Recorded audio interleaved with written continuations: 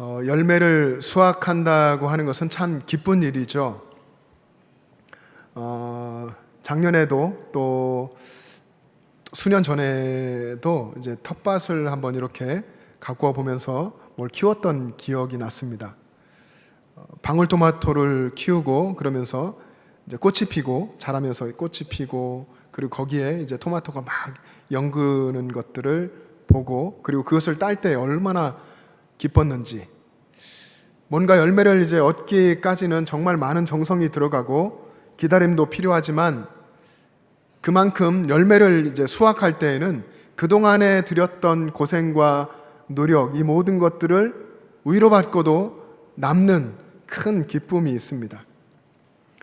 지금은 아마도 복숭아, 자두 이런 걸 수확하는 시기인 것 같은데 우리 과수 농사하시는 분들, 또 여러 이제 채소를 키우거나 농사하시는 분들, 또 짐승을 키우시는 분들 가운데도 이런 놀라운 은혜의 열매 역사가 있기를 축복합니다. 또 여러분의 신앙에도, 이 신앙의 삶에도 풍성한 하나님께 드릴 열매가 있기를 주님의 이름으로 축복합니다. 우리가 성경을 열심히 읽기로 했죠. 성경 천독 행진을 하고 있는데 여러분, 말씀을 읽으면 질문이 생기지 않습니까? 말씀을 잘 읽으면 어쩌면 거기에서 질문을 생기는 것이 당연한 것 같습니다. 성경을 읽으면서 그 뜻이 무엇인지 생각해보고 그 뜻을 또 묵상해보고 또 하나님의 말씀과 깨달은 바 그 뜻을 내 삶에 적용하면서 질문을 하게 되는 것은 정말 좋은 일입니다. 그런 질문하는 과정, 그래서 해답을 얻어가는 과정들을 통해서 신앙을 배우고 신앙이 성장하고 또 헌신하게 됩니다. 오늘 본문을 읽으면서도 이런 질문들, 의아한 질문들이 생길 수가 있습니다. 예수님이 왜 무화과나무를 저주하셨을까? 무화과나무를 마르게 하는데 영원토록 그것도 열매 맺지 못하도록 그렇게 저주하고 말려버리셨을까? 그럴 필요가 있었을까? 이런 질문을 할 수가 있습니다. 예수님 곁을 따라다녔던 3년 동안이나 따라다녔던 제자들도 예수님이 하신 말씀과 그 행동을 의아하게, 이상하게 생각했습니다. 오늘 본문 20절, 여러분의 성경을 보시면 20절에 제자들이 보고 이상히 여겨 이르되 무화과나무가 어찌하여 곧 말랐나이까?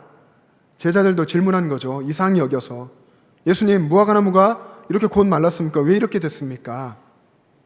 이상해서 예수님께 바로 질문했던 겁니다. 오늘 본문과 같은 내용을 기록한 마가복음 11장에 보면 그때가, 예수님이 무화과나무를 마르게 한 그때가 무화과의 때가 아니었다라고 기록했습니다. 제자들은, 유대인인 이 제자들은 무화과 나무가 열리는 때가, 열매가 열리는 때가 어느 때인지 잘 알고 있었을 겁니다.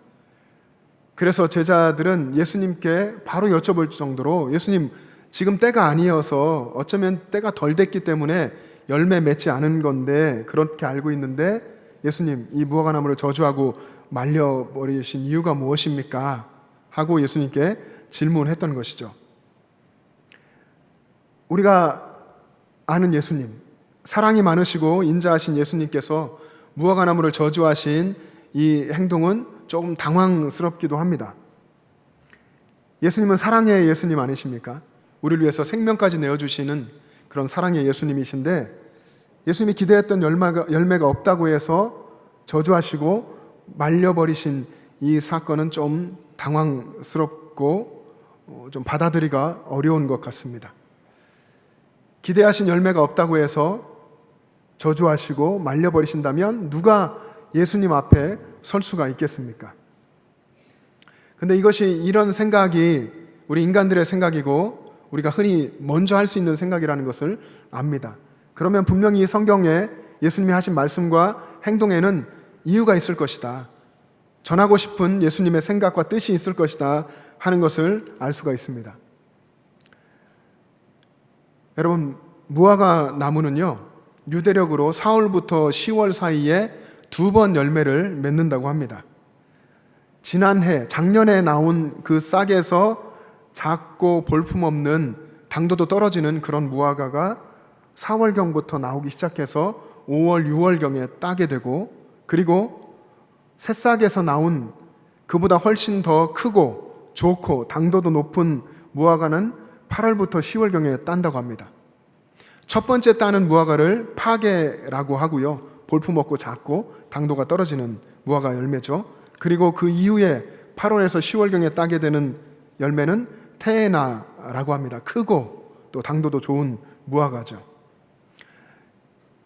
예수님께서 십자가의 6월절경에 이제 달리시기 때문에 이때는 이제 무화과가 열매가 이제 만들어져 가는 그런 과정일지 모르겠습니다. 예수님이 오늘 본문에서 찾으신 무화과는 첫 번째 작고 보잘것없는 파게라고 하는 그런 무화과였던 것입니다. 이 열매가 잘 열려야, 볼품은 없지만 잘 열려야 그 이후에 테에나라고 하는 더 좋고 당도 높은 무화과가 풍성하게 열릴 수 있는 것입니다. 오늘 본문의 말씀에 보면 예수님께서 예루살렘 밖 베다니에 하룻밤을 묵으시고 그리고 아침이 돼서 예루살렘으로 제자들과 함께 가십니다. 그런데 예수님이 시장하셨죠. 그런데 길가에 잎사귀가 무성한 무화과 나무가 보였습니다. 그때가 말씀드린 대로 6월절 되기 이전이니까 아마도 열매가 있다면 파게라고 하는 그 첫 열매가 달려 있었을 겁니다. 제자들도 그렇게 생각하고서 무화과 나무에게 갔는데 열매가 없었던 거죠. 마가복음에 보니까 예수님이 멀리서 보셨고 멀리서 볼 때에 잎사귀가 있는 무화과 나무가 보였다고 했습니다. 그때 아마 멀리서 있는 저 무화과 나무를 보면서 잎사귀가 풍성한 나무를 보면서 제자들도 열매가 있겠지 하고 갔을 것 같습니다. 그런데 잎사귀만 있고 열매가 없던 그 나무를 보시고 예수님께서 말씀하시기를 이제부터 영원토록 내가 열매를 맺지 못하리라. 그리고 그 말씀대로 곧 말라버렸습니다.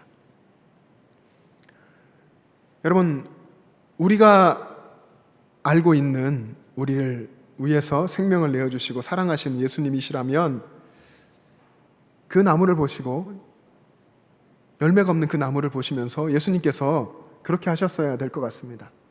이제부터는 열매 잘 맺는 무화과 나무가 될지어다, 열매를 맺을지어다, 이렇게 복을 선언해 주셔야 맞을 것 같은데 그렇게 하지 않으시고 그 나무를 저주하셨습니다. 왜 그러셨을까요? 분명히 말씀드린 대로 예수님이 하신 의도가 있으시고 상징적인 말씀과 행동이었을 겁니다. 이 무화과 나무를 통해 유대인들에게 그리고 제자들에게 가르쳐주고 싶으신 것이 있었던 것이죠. 여러분, 성경을 읽어보시면 성경에 무화과라고 하는 단어가 57번 나옵니다. 그 중에 구약 성경에 40번이 나오는데 무화과 나무가 성경에 많이 나오는 것이죠. 그리고 구약에도 많이 나온 겁니다. 그 중에 열왕기상 4장 25절에 보시면 여러분 말씀을 보고 자막을 통해 한번 먼저 읽어보겠습니다. 시작. 솔로몬이 사는 동안에 유다와 이스라엘이 단에서부터 브엘세바에 이르기까지 각기 포도나무 아래와 무화과 나무 아래에서 평안히 살았더라. 아멘. 솔로몬 왕 때 그렇게 번성하던 그때에 단에서 브엘세바까지 그 이스라엘 모든 전역에 무화과 나무가 있었다. 무화과 나무가 이스라엘의 평화와 번영의 상징이었다. 이렇게 쓴 것입니다. 미가서 말씀에도 보면 비슷한 내용의 말씀이 있습니다.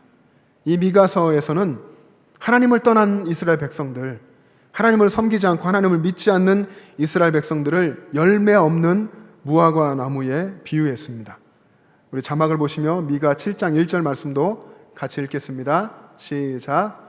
재앙이로다 나여 나는 여름 과일을 딴 후와 포도를 거둔 후 같아서 먹을 포도송이가 없으며 내 마음에 사모하는 처음 익은 무화과가 없도다.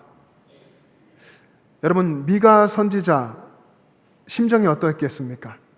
그가 살고 있었던 그 시대의 하나님의 백성들, 하나님의 백성이라고 자처하지만 하나님 믿지 않고 섬기지 않았던 그 백성들, 처음 익은 무화과가 없는 것 같은 그런 모습이라고 이야기했습니다. 구약 성경에서도, 미가서에서도, 그리고 우리가 읽은 오늘 본문 마태복음에서도, 그리고 마가복음 11장에서도 똑같이 열매 없는 무화과에 대한 이야기를 하고 있습니다.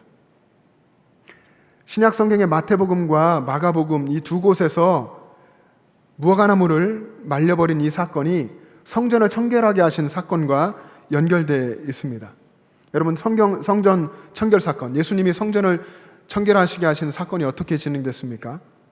만민이 기도하는 하나님의 집인 그 성전을 사람들이 더럽히고 강도의 소굴로 만들어버리고 그 안에 들어와 장사를 하고 이익을 챙기고 돈을 바꾸어주고 또 재물들을 팔면서 이익을 챙기는 그런 행위들을 할 때에 예수님이 채찍을 들고 쫓으시며 상을 엎으시고 의자를 뒤집어 엎고 사람들을, 짐승들을 내쫓으시면서 성전을 청결하게 하셨습니다.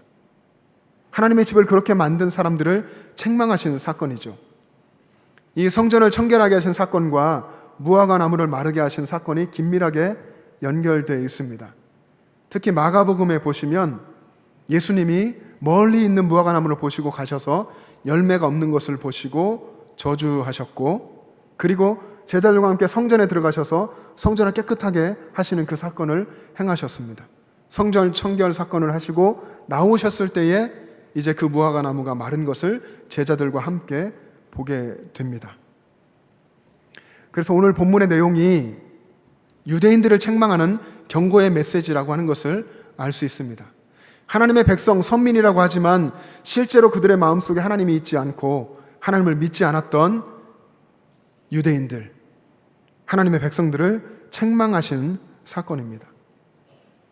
회칠한 무덤처럼 겉은 번지르르 한데 속은 죽은 사람들, 겉은 화려하지만 속은 썩어 있는 사람들, 겉으로는 하나님을 찬양하지만 속으로는 자신의 이익을 추구하는 사람들, 율법을 철저하게 지키면서 형식을 다 갖추지만 실제로 그 마음은 하나님에게서 먼 사람들, 그래서 하나님을 향하여서 아무런 열매도 맺지 못하는 사람들을 향해서 던지시는 경고의 메시지입니다. 하나님을 가까이 하지 않는 사람은 말라버린 무화과 나무처럼 그렇게 될 것이다 하는 예수님이 하시는 경고였죠.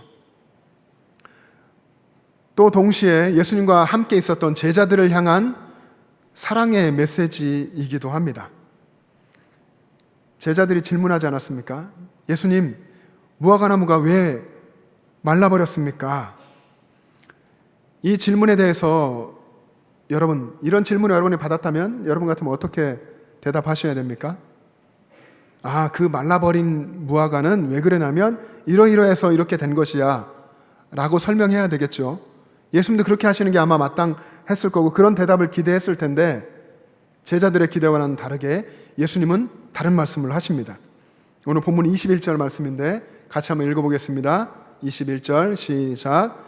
예수께서 대답하여 이르시되 내가 진실로 너희에게 이르노니 만일 너희가 믿음이 있고 의심하지 아니하면 이 무화과 나무에게 된 이런 일만 할 뿐 아니라 이 산더러 들려 바다에 던져지라 하여도 될 것이요.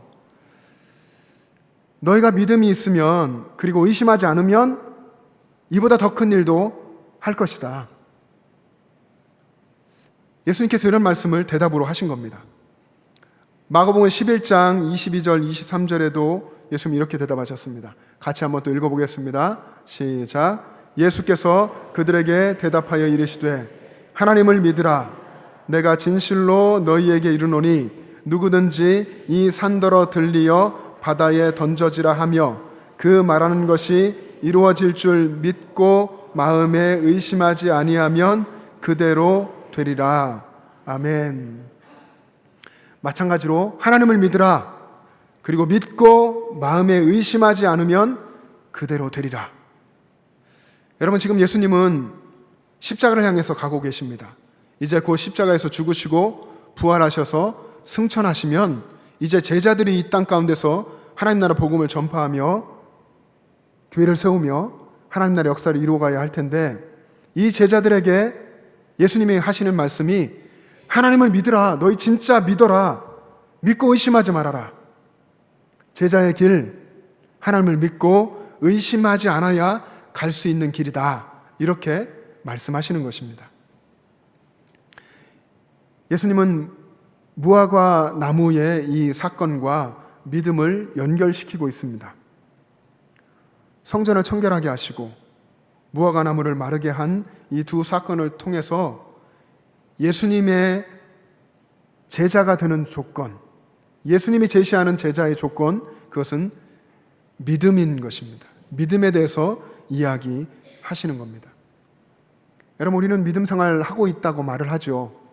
지난 한 주간도 여러분 믿음 생활 하시고 그리고 여기에 오셨습니다. 믿음이라는 것이 단순한 것이고 쉬운 것 같지만 사실은 정말로 어려운 것이 믿음입니다. 제자들을 생각해 보십시오. 제자들이 지금까지 예수를 만나고 3년 동안 예수님을 따라다녔습니다. 그래도 되지 않는 것이 바로 이 믿음이었습니다. 그래서 십자가 죽음을 앞두고 예수님께서 제자들에게 모든 것의 시작인, 예수님을 따르는 그 시작인 믿음에 대해서 충격적인 두 가지 사건, 성전에서 채찍을 드시고 성전을 청결하게 하신 그 사건, 그리고 무화과 나무를 마르게 하신 이 사건을 통해서 다시 믿음을 강조하신 것입니다. 정말로 믿어라, 믿음으로 살아라 말씀하신 겁니다. 제자의 삶의 시작이 믿음입니다. 제자들이 예수를 만나고 모든 것을 다 버리고 예수님을 따라갔죠. 나를 따르라 하신 그 말씀에 즉시 순종하며 믿음으로 예수님을 따라갔습니다. 그런데 믿음으로 정말 산다는 것은 너무나 힘들고 어려운 일이었습니다. 제자의 삶을 계속해서 살게 하는 것이 바로 믿음입니다. 그리고 인생 가운데서 하나님이 베풀어 주시는 기적 같은 역사를 경험하게 하는 것도 믿음으로 가능한 것입니다. 우리가 신앙생활하며 최후의 승리를 얻는 비결도 바로 믿음입니다. 그런데 이 믿음이 정말 힘들고 어렵다는 것이죠. 여러분, 매일매일 믿음으로 살려고 애를 씁니다. 그 신앙생활이 얼마나 힘들고 어렵습니다. 믿음으로 살려고 애를 쓸수록 더 힘든 것이 이 믿음 생활이죠.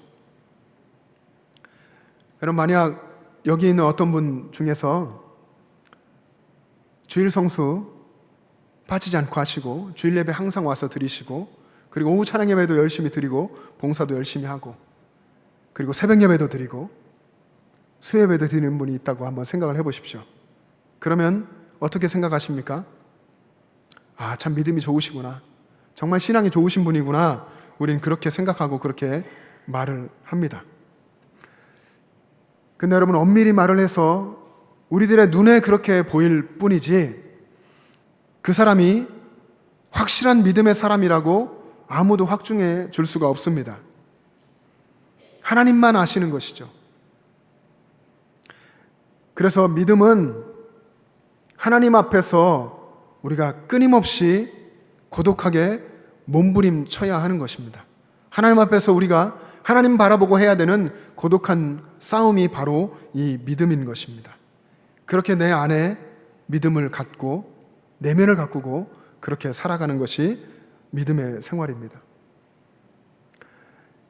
신앙의 외형은 화려한데 만약 중심에 십자가가 없다면 가짜 신앙인이죠. 겉은 신앙인처럼 꾸몄지만 속은 그렇지 않은 열매 없는 무화과 같은 그런 모습입니다. 겉모습은 그럴싸한데 그가 마음으로 붙들고 있는 것이 하나님이 아니라 세상이라면 바로 그 사람이, 다른 누가 아닌 바로 그 사람이 바리새인이고 서기관인 것입니다. 잎사귀만 무성하고 열매가 없는 무화과나무, 잎사귀가 무성한 무화과나무, 여러분 생각해 보십시오. 본문에서 적혀 있는 것처럼 사람의 시선을 끌기에 충분하고도 남습니다. 그러나 실제로는 아무 열매도 없는, 아무 열매도 맺지 못하는 실망스러운, 하나님께 드릴 것이 없는 그런 모습인 것이죠. 외관은 화려하지만 본래 있어야 할 내용이 없는 거짓된 모습을 우리는 우리 스스로 경계해야 합니다. 형식은 있지만 믿음이 없는, 내용이 없는 껍데기가 되지 않도록 우리 스스로 항상 경계해야 합니다. 사랑하는 영천제일 가족 여러분, 혹시 여러분 마음에 생각할 때 믿음 없는 세상 사람들처럼 살고 있다고 생각되지는 않습니까? 하나님의 말씀대로 살기보다 세상 방법으로 사는데 익숙하고 하나님이 보시는 내면보다 남에게 보여지는 외면에 더 관심 갖고 있지는 않습니까? 신앙생활한다고 신앙생활을 해오는데 나도 모르게 어느새 세상에 동화되어서 하나님께 드릴 열매가 없는 초라하고 볼품없는 모습으로 사는 것 같지는 않습니까? 하나님을 믿으라. 믿고 의심하지 말라. 어쩌면 여전히 믿음 없는 모습으로 주님 곁을 따르고 있는 제자들에게 말씀하신 예수님의 이 사랑의 음성을 여러분도 오늘 들으시고 오늘부터 참된 제자의 길을 신실하게 걸어갈 수 있기를 바랍니다. 오늘부터 예수님을 잘 믿는 믿음의 삶을 살아가시기를 축복합니다. 그래서 예수님이 찾으시는 예수님께 올려드릴 열매를 맺으며 살아가시기를 축복합니다. 근데 여러분, 어떻게 열매 맺는 삶을 살 수 있을까요? 예수님이 말씀을 해주셨습니다. 여러분 잘 아시는 요한복음 15장 말씀에 보면 15장 5절에 나는 포도나무요 너희는 무엇입니까? 가지라. 나는 포도나무요 너희는 가지라. 그가 내 안에 내가 그 안에 거하면 사람이 열매를 많이 맺나니 나를 떠나서는 너희가 아무것도 할 수 없음이라. 나는 포도나무요 너희는 가지니. 여러분, 그래서 우리가 예수님께 붙어 있으면 열매를 맺습니다. 열매를 요한복음 15장 말씀처럼 많이 맺습니다. 그렇게 되는 것이죠. 그래서 여러분 늘 예수님 안에 그리고 예수님께 붙어 있기를 힘쓰는 삶을 살아가시길 바랍니다. 그래서 여러분의 삶에 많은 열매가 맺혀지기를 주님의 이름으로 축복합니다. 그래서 외면만 꾸미는 사람이 아니라 중심이 하나님을 향하는 사람으로 살아가시기 바랍니다. 세상 방법을 찾기보다 하나님 말씀을 구하고 하나님 말씀대로 살아가는 사람이 되시길 바랍니다. 그래서 정말 이 시대에 예수님을 따라가는 진정한 제자로 살아가시기를 바랍니다.